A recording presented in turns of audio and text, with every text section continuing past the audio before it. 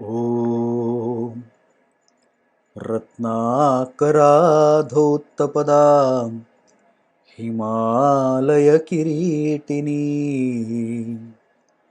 ब्रह्मराजर्षिरत्नाढ्यां वन्दे भारतमातरम्। Namaste. We are trying to find an answer to a rather simple question. How do you decide a technology is good or bad? We are not interested in identifying the gray in between, which the liberal lot is attracted to. Some say, isn't this the same as middle path propounded by Buddha? Actually, at the surface it may look so. The Madhyamika path of Buddhists is quite similar to relativism. But we should remember ourselves of what Krishna said to Arjuna in the war field. Darkest place in the hell is reserved for those who do not take a stand during moral crisis. Many people ask why Krishna, being God, had to encourage war. Couldn't he just stop it? Or why did Rama kill Ravana? Wouldn't it be nicer if Duryodhana and Ravana were given mercy? This question is answered in the texts themselves. In Mahabharata, Krishna says, this crisis is necessary because good and evil has to be separated. This classification is necessary for action. We are also doing the same thing. We are interested in differentiating the good from the other. Balancing both sides like a proverbial monkey is not our goal. So, we started looking at utilitarianism as a possible candidate. That looked promising to begin with. But end results alone cannot justify the action. Remember again that in Bhagavad Gita, Krishna says, the path we take is as important as the destination. Right path gives us a direction. It may be difficult, may take more time than the shortcuts, but ultimately walking in that path is very important. Let me remind you that our first epic is called Ramayana, literally the path of Rama. It is not what Rama did that is important for us. How he did it is also equally important. His adherence to the path of Dharma is the lesson we learn from Ramayana. He could have killed Ravana in a moment, like in Narasimha Avatara, but he did not do that. He lived in this world like one among us. His joys, sorrows, pains, and pleasures were as same as ours. Then he showed us how one can adhere to the principles of Dharma even while being a human. In Ramayana, he comes across as an ideal human being. Rama's every move is a lesson for us. Krishna, in contrast, is a teacher. He explicitly speaks and gives us lesson. Rama is a rather silent man.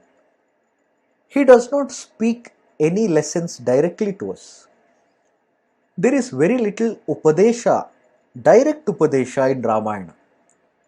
But his actions speak for itself.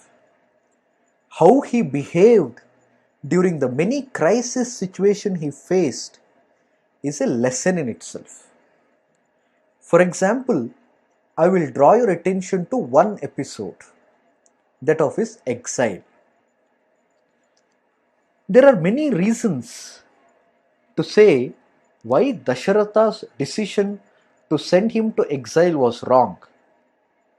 Yes, he had given a boon to Kaikeyi which had to be followed, but legal, moral, and ethical arguments can be put forward as to why Rama had no business to listen to his father. Even Lakshmana and his mother Kausalya bargained with Rama regarding this. Also, please recall that Rama was not biological son of Dasharatha. Even when there was overwhelming reasons for rejecting his father, what did Rama do? He simply followed his father's word. That is the moral he is telling us. He never speaks much. He is a man of action. Action in the path of dharma. That is why he is still revered in our homes and hearts. There is an age-old theory called Golden Rule in philosophy. It simply says you can do only that which you expect others to do to you. Do you like others lying to you? No. So, you should also not lie. Would you like getting murdered by someone? Definitely not. So, you should also not kill someone. So goes the theory. Simple, reciprocative, and easy to follow. Immanuel Kant is called last of the greatest Western philosophers. I completely agree. There is very little substantial work done after him. He took this golden principle and gave it a small twist. That is what is today known as categorical imperative. The formulation of this is a bit complex, but let me simplify it for you as follows. It says, never treat humans as a means to reach the end. Treat them as ends in themselves. Recall the question we had asked in the last session. What if one person was dragged to an operation theatre and his eyes, heart, kidneys, and all organs harvested and distributed among the needy?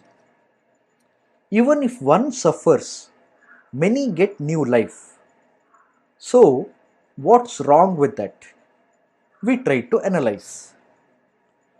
Now, let's answer this question from categorical imperative theory. Would you like, if you know that someday you can be dragged to hospital for harvesting your organs? Oh my God, can't even think, right? So, if you don't like going through this, you can't do it to others also.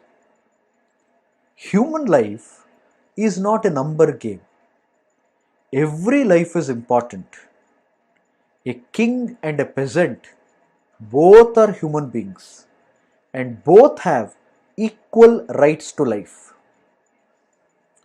Understanding that every soul is a spark of God is a lesson well known in our philosophy.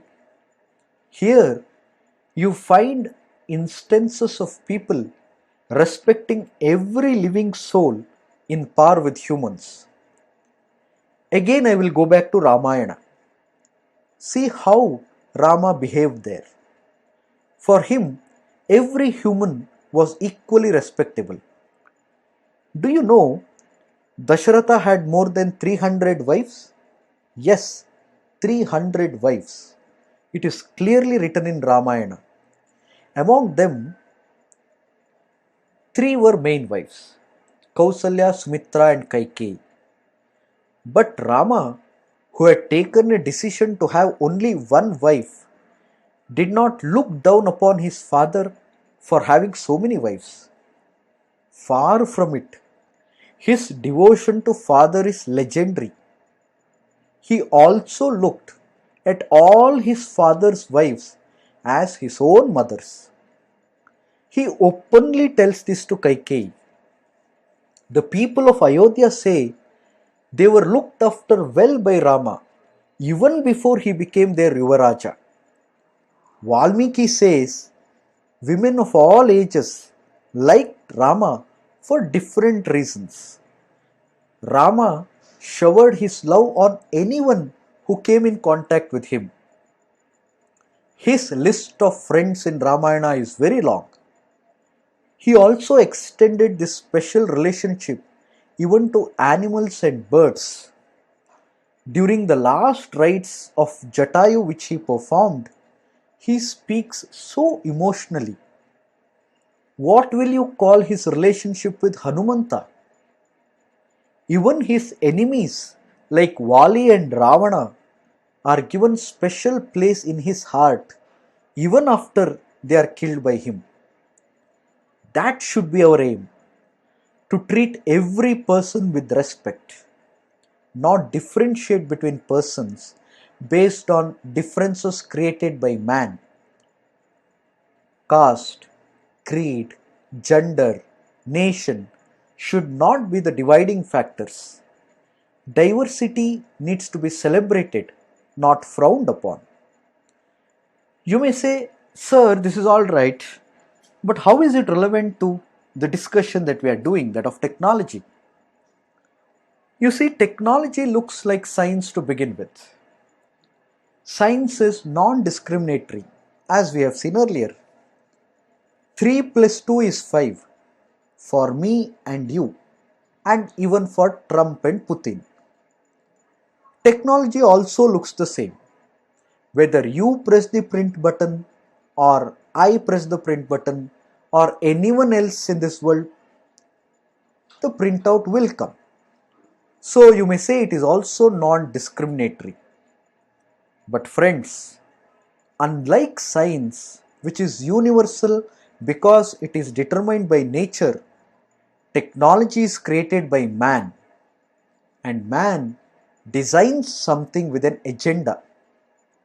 Human designs are outcome of his thinking, and thinking is colored by culture.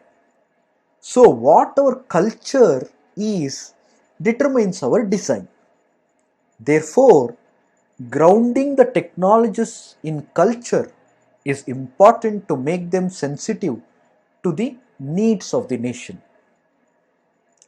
If future technologists are aware of our cultural values, they will create technologies to suit our needs.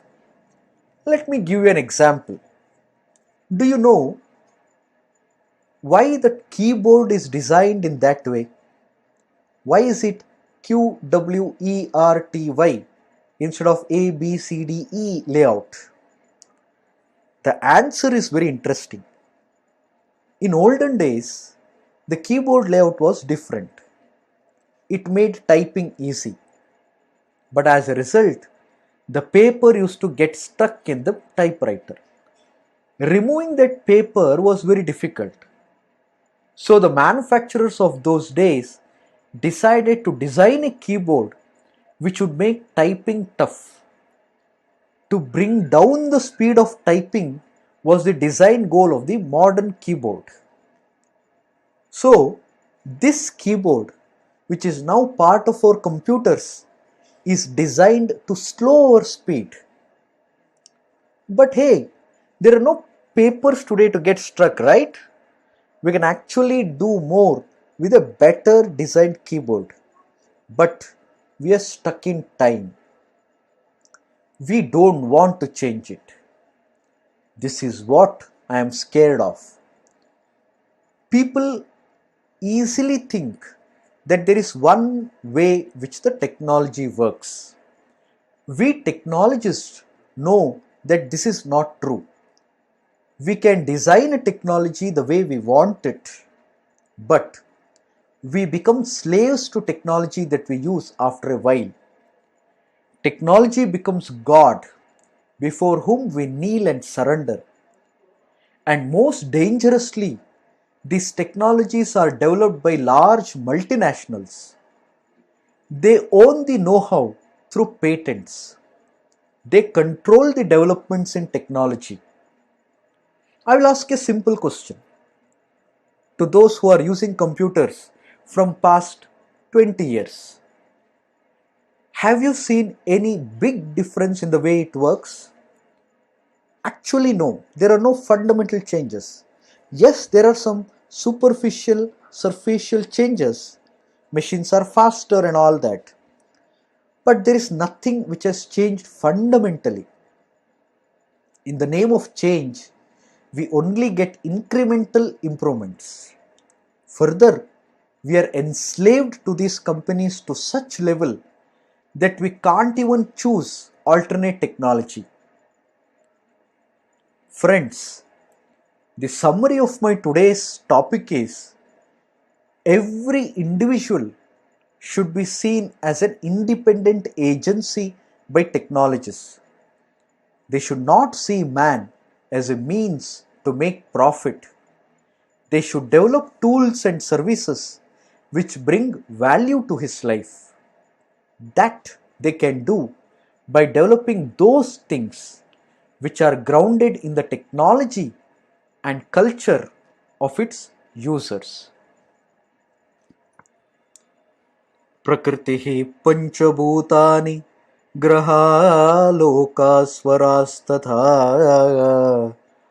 दिशः कालाश्च सर्वेषां सदा कुर्वतु मङ्गलम्.